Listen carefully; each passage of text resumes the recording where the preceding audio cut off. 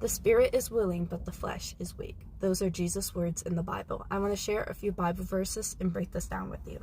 Let's start with looking at Matthew 26, verse 40 through 41, and it says, "Then he returned to his disciples and found them sleeping. 'Couldn't you men keep watch with me for 1 hour?' he asked Peter. 'Watch and pray so that you will not fall into temptation. The spirit is willing, but the flesh is weak.'" Another example, let's look at Mark 14, verse 35 through 38, and it says, "Going a little farther, he fell to the ground and prayed that, if possible, the hour might pass from him. 'Abba, Father,' he said, 'everything is possible for you. Take this cup from me, yet not what I will, but what you will.' Then he returned to his disciples and found them sleeping. 'Simon,' he said to Peter, 'are you asleep? Couldn't you keep watch for 1 hour? Watch and pray so that you will not fall into temptation. The spirit is willing, but the flesh is weak.'" One last example I want to use is Luke 22, verse 44 through 46, and it says, "And being in anguish, he prayed more earnestly, and his sweat was like drops of blood falling to the ground. When he rose from prayer and went back to the disciples, he found them asleep, exhausted from sorrow. 'Why are you sleeping?' he asked them.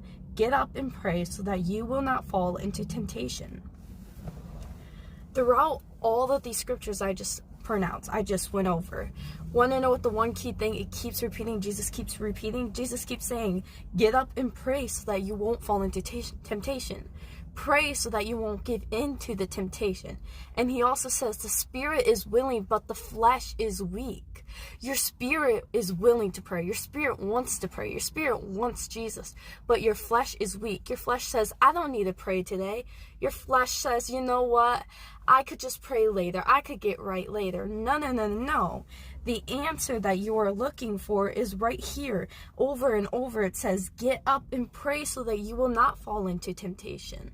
Pray so that temptation will not be what you run to. Rather have prayer be your solution.